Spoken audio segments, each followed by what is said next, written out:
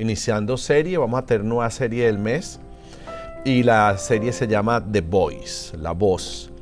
Y para poner un fundamento, una base a lo que van a hacer estas próximas semanas, donde tengo mucha expectativa de lo que el Espíritu Santo puede hacer en el interior de los corazones de cada uno de nosotros y en la iglesia. El Señor puso en nosotros un pasaje en el libro de Génesis, básicamente es Génesis 15, y ahí en Génesis nosotros encontramos un momento donde Dios llama a Abraham. Vimos cuando Dios le habla a Moisés desde la zarza ardiente. Moisés ya era un hombre grande. Aquí vemos también, esto sucede antes de ese encuentro, cuando Abraham se encuentra o es llamado por Dios.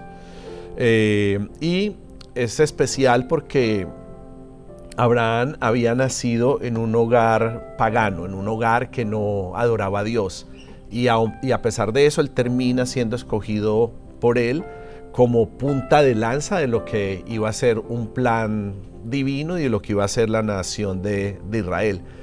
Y creo que el Espíritu Santo me llevó aquí a esta porción de Génesis porque podemos ver el poder de una promesa de Dios y cómo una promesa, y a través de una promesa Dios hace un pacto donde establece una relación entre lo eterno y lo humano, porque así es cuando Dios se acerca y cuando Dios nos llama.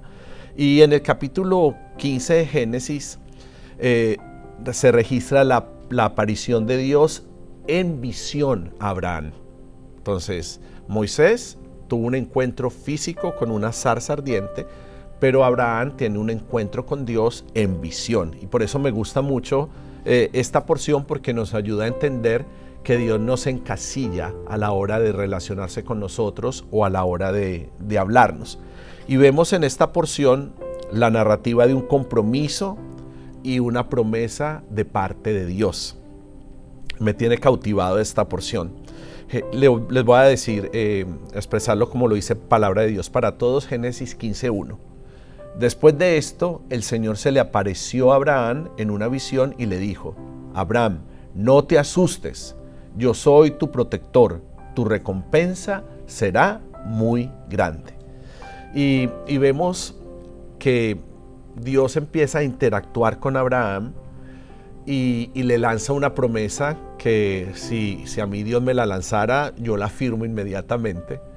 Pero vemos la interacción del hombre, del ser humano, y podemos ver una insatisfacción. O sea, en el marco de la bendición de Dios hay una insatisfacción en el corazón de Abraham, y es que hay algo que no le termina de dar regocijo, que no le termina, como que hay algo que falta para que él pueda explotar de alegría. Abraham no era un hombre joven cuando tiene esta visión, y Abraham no tenía hijos todavía, era un hombre bastante entrado en edad, no tenía descendencia. Y Dios le estaba diciendo: te voy a dar una bendición desproporcionada, te voy a dar una bendición grande, una bendición, te voy a prosperar demasiado. Pero ¿para qué una bendición desproporcionada si no tengo herederos? Entonces esa era la inconformidad de Abraham. Y me gusta mucho porque Abraham es directo con Dios, nos permite hacer ver cómo nos podemos relacionar con Dios de una manera directa y siendo sinceros, porque ¿quién nos conoce más que Dios? Dios conoce nuestro corazón, conoce nuestros pensamientos. Antes de que nosotros pensemos, Él ya sabe lo que vamos a pensar. Antes de que nosotros hablemos, Él ya sabe lo que vamos a decir, y Él nos conoce. Entonces Abraham es directo con Dios, le dice: yo no tengo hijos, ¿para quién voy a recibir esta promesa si la bendición la va a recibir uno de mis esclavos, ¿verdad? ¿Quién va a continuar con mi legado?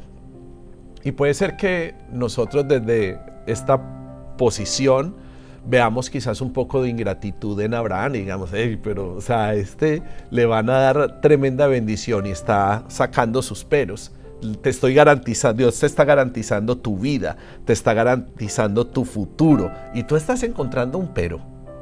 Tú estás diciendo que hay algo que no encaja, que hay algo que que no termina de llenar tu corazón y permitirte disfrutar de esa bendición que Dios le está dando. Entonces vemos cómo Dios, contrario a reprenderlo o contrario a confrontarlo, Dios invita a Abraham a visualizarlo con sus propios ojos. Y me gusta mucho ahí empezar a entender cómo la voz de Dios tiene un objetivo. Él no habla por hablar. Dios habla para que nosotros seamos guiados. Dios habla para que nosotros visualicemos. Dios habla para que nosotros tengamos revelación. Y esas tres cosas a mí me tienen completamente atrapado. Entender que la voz de Dios nos guía, que la voz de Dios nos hace ver, que la voz de Dios nos quiere revelar. Y entonces Dios le dice, míralo con tus propios ojos. Génesis 15 del 5 al 7.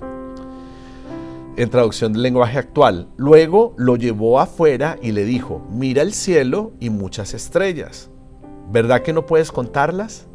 Pues tampoco será posible contar tus descendientes. Abraham confió en la promesa de Dios y por eso Dios lo aceptó y le dijo, yo soy tu Dios y tú eres mi hijo, porque confías en mí. Entonces, parece que la duda en el corazón de Abraham cambia cuando Dios lo invita a ver el ejemplo, a visualizar lo que él podía hacer con él y la descendencia que pretendía darle. Y en ese momento Abraham entendió, o sea, tuvo la revelación, confió, y por eso la palabra de Dios termina afirmando eso, tú eres mío porque confías en mí. Parece que esta es una de las características que hacen que nosotros seamos propiedad de Dios, nuestra confianza. Cuando nosotros confiamos en Él, estamos demostrando que somos propiedad de Él. Y eso le agrada a Dios. Entonces, somos seres humanos. Tenemos que batallar muchas veces con incredulidad. Todos aquí creo que todavía tenemos promesas que aún no se nos han sido entregadas, promesas que no han sido cumplidas. Y todos batallamos con eso, de una o de otra forma. Yo siempre me expongo y me echo al frente y digo, uno de mis grandes pecados es la incredulidad, porque he sido muchas veces incrédulo y Dios me ha tenido que mostrar, Dios me ha tenido que decir, venga pues Will, venga yo le muestro para que vea. Y Dios ha enviado muchas veces profetas que me digan, mira, puedes verlo, yo lo voy a hacer. Y necesitamos todo el tiempo que Dios hable a nuestros corazones para mantener encendida la promesa.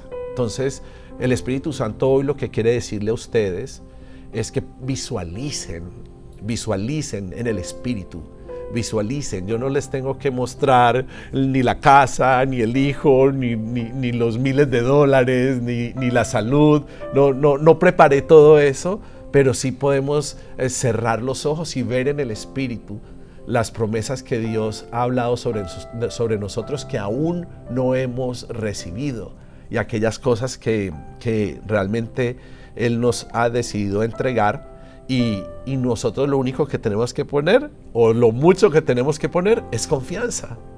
Tenemos que poner confianza para que se pueda encaminar la promesa. Entonces Dios reafirma su promesa haciendo explícito lo que antes estaba implícito. O sea, Dios le dijo, yo te voy a dar un hijo. Se lo dijo él lo vio de manera implícita, pero Dios le tuvo que mostrar las incontables estrellas para de una manera explícita Abraham pudiera verlo. Y hay unas versiones bíblicas que lo expresan de una manera que también me agrada mucho. Creyó en el Señor, demostrando una fe redentora a pesar del entorno y la realidad que lo abrazaba. O sea, en eso es lo que nosotros necesitamos crecer. Porque hemos orado muchas veces, Señor, danos fe. Pero quizás este es el tiempo para orar en algunas áreas de nuestra vida donde le digamos, Señor, danos fe redentora. O sea, necesitamos como algo mayor, necesitamos un poco más, un nuevo nivel de fe, porque hay cosas que definitivamente ante nuestros ojos, ante la realidad, nos parecen inalcanzables o que nunca van a ser posibles. Lo vemos demasiado distante. Entonces, oramos que Dios derrame sobre nosotros, que nos entregue una fe redentora para visualizar de la manera correcta, sin importar el entorno o las circunstancias que nosotros estamos viviendo. ¿Qué fue entonces lo que cambió en el corazón de Abraham? Dejarse guiar. Él se dejó guiar y entonces pudo escuchar la voz de Dios. Él pudo escuchar la promesa de Dios.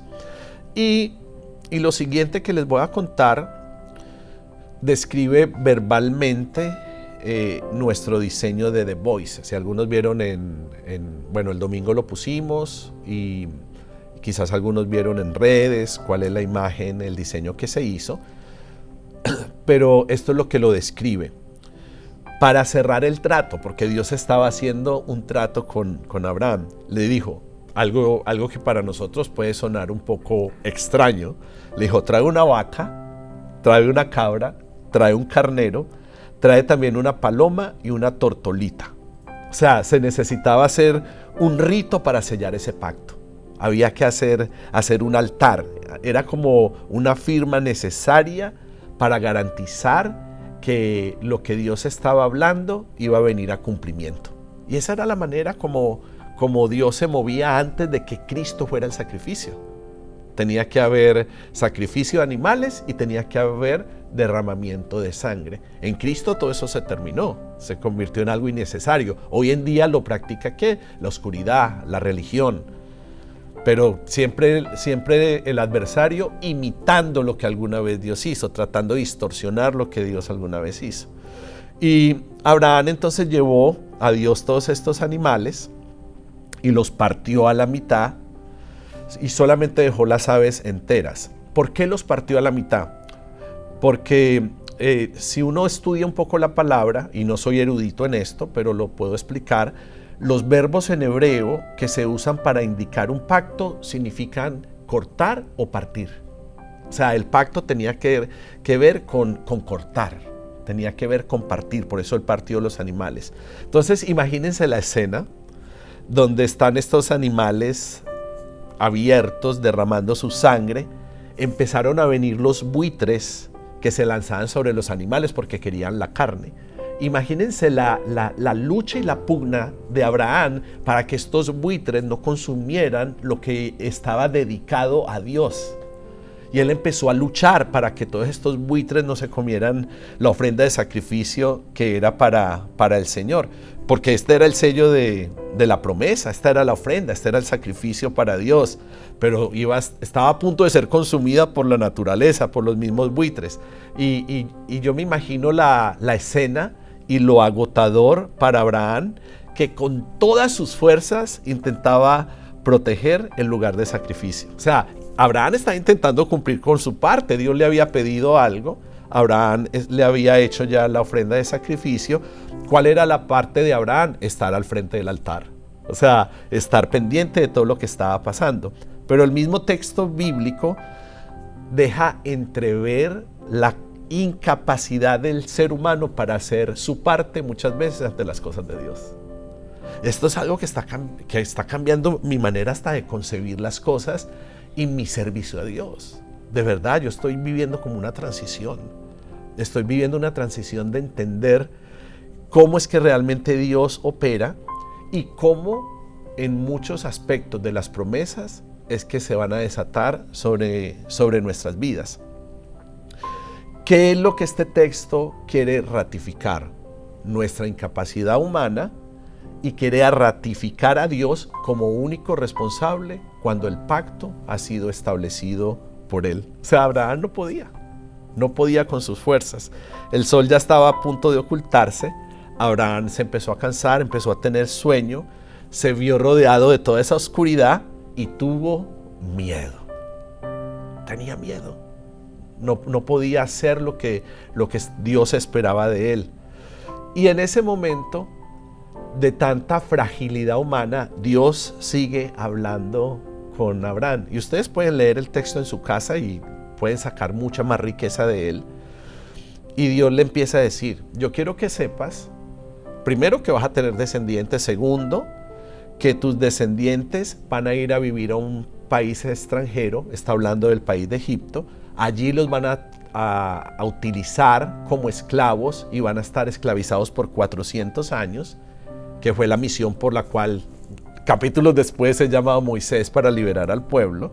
Sin embargo, yo voy a castigar a ese país y haré que tus descendientes salgan de allí con grandes riquezas. O sea, lo que Dios nos ha venido diciendo de semanas anteriores, hoy es como la parte de la película donde todo comenzó.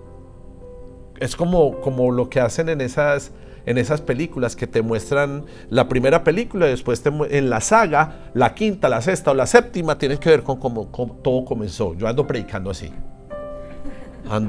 así como muy hollywoodesco, pero bíblicamente, con las verdades de la palabra de Dios. Entonces Dios le empieza a contar a Abraham todo esto, le está hablando prácticamente de lo que está por venir. Le dice, tu vejez va a ser tranquila, tú vas a morir en paz, serás sepultado con tus antepasados.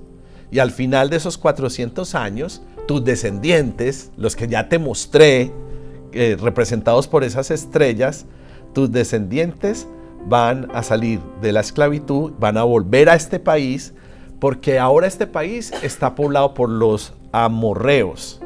Pero ellos son tan malvados que cuando sea el tiempo yo los voy a expulsar para que el pueblo de Israel tome ese territorio. O sea, yo les estoy hablando de la raíz que es el marco de lo que es un conflicto mundial de precedentes bíblicos. Porque al fin y al cabo sabemos que toda la guerra en el Medio Oriente es por el territorio. Ellos quieren el territorio. Porque ese territorio ellos lo tenían ocupado históricamente, bíblicamente lo tenían ocupado. Pero desde ese tiempo se ha lanzado la promesa de que Israel, ese era el lugar que Dios le había entregado. O sea, no podemos pelear con Dios. Él le entregó los territorios, Él trazó las fronteras en el mundo. Él es el que reparte, porque el Creador tiene el derecho a repartir. El Creador es el que da y el Creador es el que quita. Él es el dueño de todo, absolutamente de todo. Entonces,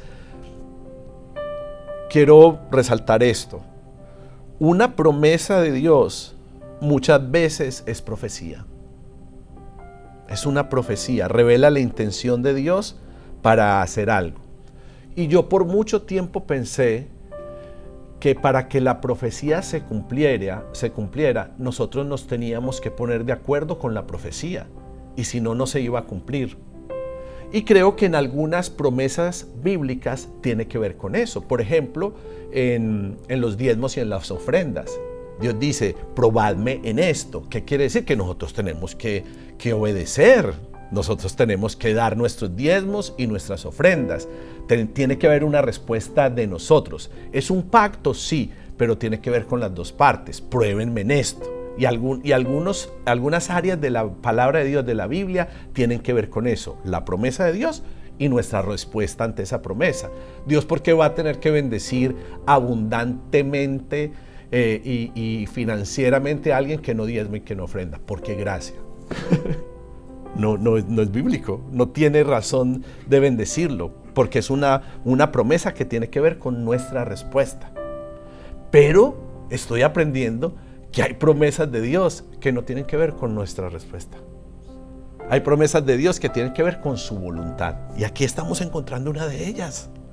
Hay áreas en nuestra vida que tienen que ver únicamente con la voluntad de lo que Él quiere hacer. Y aunque nosotros estemos caprichosos, Él lo va a cumplir. O sea, Dios va a ser más terco que nosotros. Y Él quiere hacerlo. Estoy aprendiendo mientras predico, estoy aprendiendo mientras construyo en esta serie, que esta es una representación de un pacto unilateral. El pacto de Dios que depende únicamente de Él. Abraham está dormido y Dios decide pasar entre los animales que están partidos. Abraham se cansó. No había sido consumido el holocausto. Cuando Él está dormido, cuando no depende de Él, es cuando Dios decide entrar de nuevo en escena. Dios había hablado, Dios estaba dialogando con Él. Él estaba quizás dormido en esa visión, soñoliento. Pero entonces cuando Él pierde completamente los sentidos hasta espirituales, habla Génesis 15:17 esto. Y sucedió que cuando el sol ya se había puesto, hubo densas tinieblas y apareció un horno humeante y una antorcha de fuego que pasó por entre las mitades de los animales. En aquel día el Señor hizo un pacto con Abraham, diciendo: a tu descendencia he dado esta tierra. Apareció el horno, apareció la antorcha, elementos principales del diseño que trajimos para nuestra serie. Y esto habla del pacto unilateral, un compromiso donde solo Dios se obliga, no depende de Abraham. Aunque él falle, aunque él duerma, Dios cumple igual, porque es por gracia. Mire cómo dice la Biblia de las Américas en el versículo 6. Y Abraham creyó en el Señor y Él se lo reconoció por justicia. Esto es lo que algunos teólogos llaman la doctrina de la justificación por gracia mediante la fe. O sea, incluía confianza en Dios para poder recibir esa promesa. Y por eso es que la Biblia, Abraham, luego Dios le termina llamando Abraham, y eso es otro tema quizás de otra enseñanza. Pero aún cuando Abraham estaba en su inicio, Dios ya se estaba comprometiendo con él para establecer su promesa. El resumen corto de una historia larga es que Abraham terminó obedeciendo la orden de Dios, fue a esa tierra que Dios le prometió que iba a recibir como herencia, se fue sin saber dónde quedaba ese lugar, no había GPS, no había mapa, se fue guiado ¿por quién? La voz de Dios lo estaba guiando. Era la voz de Dios la que lo llevaba, caminaba por fe. Abraham vivió como inmigrante en la tierra prometida. ¿Qué más quiere que les diga?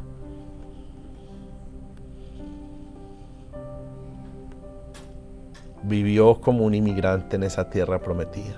Vivía en carpas y de la misma forma vivió Isaac, vivió Jacob, porque Dios terminó haciéndole la misma promesa a ellos. La promesa que yo recibo, la reciben mis hijos. La promesa que reciben mis hijos, la reciben mis generaciones, porque nuestro Dios es un Dios generacional.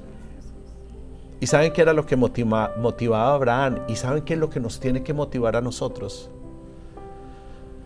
Que Abraham obedeció porque quería ir a la ciudad que tiene bases eternas. A una ciudad planeada y construida por Dios. Ese era el deseo de Abraham. Y ese es el deseo que nos tiene que llevar a nosotros, y ese es el deseo que nos tiene que motivar a nosotros.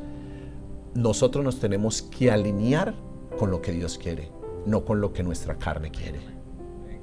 Tenemos que alinearnos con lo que el Espíritu Santo de Dios quiere para nosotros. Entonces Abraham le creyó al Señor, quien valió su fe como si hubiera realizado algo muy bueno y lo aprobó. Y si es una promesa unilateral de Dios, quiero decirte, querido líder, esa promesa es irrevocable. No se puede cambiar.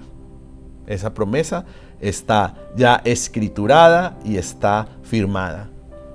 ¿Qué es lo que el Espíritu Santo va a hacer con nosotros? ¿Por qué el horno? ¿Por qué la antorcha? Ese horno simboliza el juicio y la purificación, mientras que la antorcha representa luz y guía, revela la naturaleza de Dios en santidad y fidelidad a su pacto. Porque donde hay santidad hay gloria, y allí es donde se escucha la voz de Dios.